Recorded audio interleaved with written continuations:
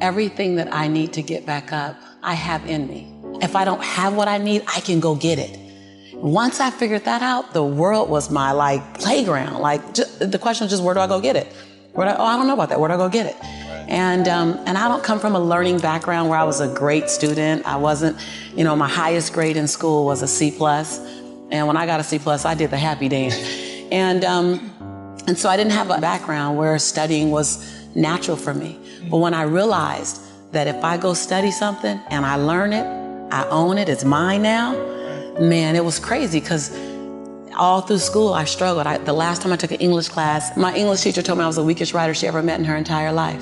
Lovely. Yeah, lovely. And the same year I took a speech class, and my speech teacher, he said, quote unquote, Miss Nichols, I recommend you never speak in public, that you get a desk job. Wow.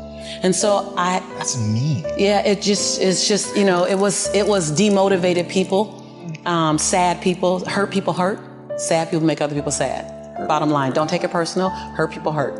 See, most people want the convenience of transformation without the inconvenience required for transformation. So my grandmother says, and I love to repeat this, your conviction, what you're passionate about, your conviction and your convenience don't live on the same block. They ain't even in the same zip code. So if you want to have a conviction for something, you have to sign up to be inconvenienced. We're trying to find convictions and passion and breakthrough on the inside of our box. Well, when you realize that the box doesn't even exist, like someone made up, oh, you're playing outside the box. So we all bought into, there's a box. Well, I don't even own a box. I don't even want to get in your box. You better come out here because I ain't getting in there. And so when you start thinking like that, Tom, all of a sudden, everything is possible. So I disrupt people when I say, you want to make me extraordinary, because it lets you off the hook. What if the God that we call God, the divine, whatever your faith is, what if there's no partial? It's not going to give me a hookup and not give you one. Not going to give me an opportunity and not give you one. I'm just going to go after it. If I die, I'm going to die on a treadmill, like Will Smith said. I'm going to be on the treadmill running. I'm just not going to stop, because I believe all things are available to us. I'm just willing to go after them. Are you willing? And then that is so disruptive, because then you got to make a decision. Because it's easier to live inside the parameters of, well, as a black woman, well, as born and raised in South Central, well, I'm dyslexic. I wrote 7 books. I'm dyslexic. So just knowing, I'm not perfect. What I do really well is I manage my imperfection well. And so we're all waiting for perfect. It's an illusion that will never come to you, and it's an excuse to never show up and play. Your story is not meant to be your fortress. Your story is meant to be your fuel. Any story. Like the beauty of me being one of the top 1% earners in America is that I was on government assistance. Right. That's the beauty. Come on, it wouldn't be a big deal if my family was rich or whatever. I'm supposed to do something. The beauty is that when you show the little engine that could story, I'm not going to run fast, but I ain't going to stop running. I might slow down and have to breathe and catch my breath, but I'm not stopping. Because I believe all things are available to all of us. And good people should do well. Because when good people do well, good people just do more good in the world. I'm that same girl who ran track for Dorsey High School, who struggled to get through high school, who got kicked out of college because I couldn't afford to stay. That was on government. I'm that same girl.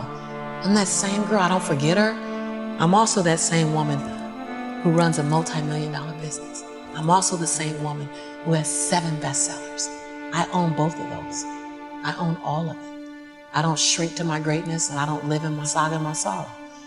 If you can own your brilliance while owning your imperfections, if you can own your giant while owning your smallness, if you can live in duality, constant duality, the freedom will be earth-shaking if you can live in that. I'm on government assistance, and I run out of money, and I had to buy Pampers for Jelani. And I had $11.42 in the bank. And I remember wrapping my son in a towel for 2 days. I remember the second day, like you said, I had my hand on Jelani's stomach, and I said, don't worry, baby. Mommy will never be this broke or broken again. And that day, what shifted for me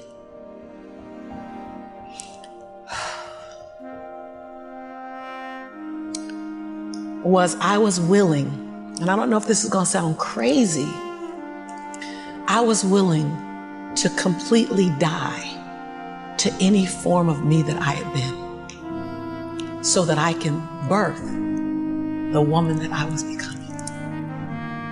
The reason why a lot of people won't become who they want is because they're too attached to who they've been. And you hear it all the time when people say, I've always been this way. Okay, well, if that's working for you, keep doing that. I knew it wasn't working for me any longer. I had hit my version of rock bottom.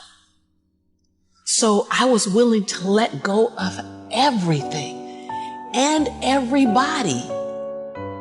See, another reason why people won't get there is because the doorway is for you to fit through. You're trying to carry everybody else through because you're trying to be Rescue 911. And you got to rescue you first. I am much more valuable to my family and to my community because I was willing to let them go through the door myself, teach myself, learn myself, condition myself, and then come back and get them. I'm much more valuable to them now. But I had to go through a window time of 10 years of judgment. You leaving us, hanging out with white people all the time. You going to these crazy countries. We don't know what I had to be willing to allow my conviction to make me inconvenienced. See, we want to grow, but we want to stay liked by everybody. I was willing to be my own rescue at the risk of your approval. But most of us aren't like that. Facebook is an example. We want to be liked. Well, I woke up and I like myself today, so your like is extra. My job is to like me first. I was willing to say every day, Lisa, you like you? Lisa, are you proud of you?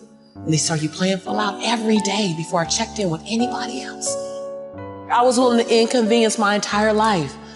My entire life. I was willing to disrupt my entire life to buy my future, to buy my possibility, to give my dream a chance. See, we're not supposed to tuck our dreams in on the pillow when we get up in the morning. We're not supposed to leave them at home and go and fulfill somebody else's dream. We're not supposed to do that. That's not what we're wired to do. That's not who we are. Your human spirit doesn't care about the economy. The human spirit doesn't care that my son's father went to prison. The human spirit doesn't care what's happened to your family. The human spirit doesn't care about the past. You may have been molested, or your family may have been broke, or you may have been betrayed, or you may have a divorce. Your human spirit doesn't care about any of that. Your human spirit simply says, what's our command for tomorrow? What do you want to create? It's not keeping score. Your brain is keeping score because your brain is designed to keep you safe. Your soul, your intuition, your human spirit is designed to make you soar. When you get to the edge, your brain will always tell you to step back. It's always going to tell you to step back. Because you can fall. Always. It's going to tell you to step back. Because before you fell, the last time you did this, you saw someone else fail. You could hurt. You could be off work. It's going to tell you it's designed to keep you safe. So you have to be willing to play between your brain and your soul. And on some days, you got to just listen to your soul.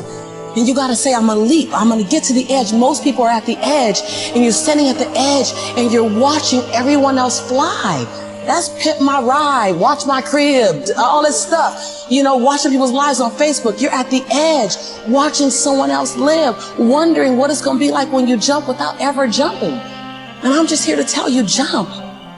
Because only 3 things can happen. You're either going to jump and fly, or you're going to jump and fall on something soft, or you're going to fall down hard. Either way, you're going to get back up. You already know you got what it takes to get back up. Your greatest fear is not that you will fall. Your greatest fear is that you will live a full life and never fly. That you never leaped. You're not afraid of dying. You're afraid of dying before the world sees who you really are. Before they really get your fingerprint. Before they really feel your breath. Before they really get your contribution. Before they really feel you. That's what you don't want to happen. You don't want to leave this place without us knowing you were here. All I'm doing is giving my dream a chance. And I'm not extraordinary. You don't get off the hook. You don't get to be let off the hook. I'm an ordinary woman who chooses every day to make one more extraordinary decision.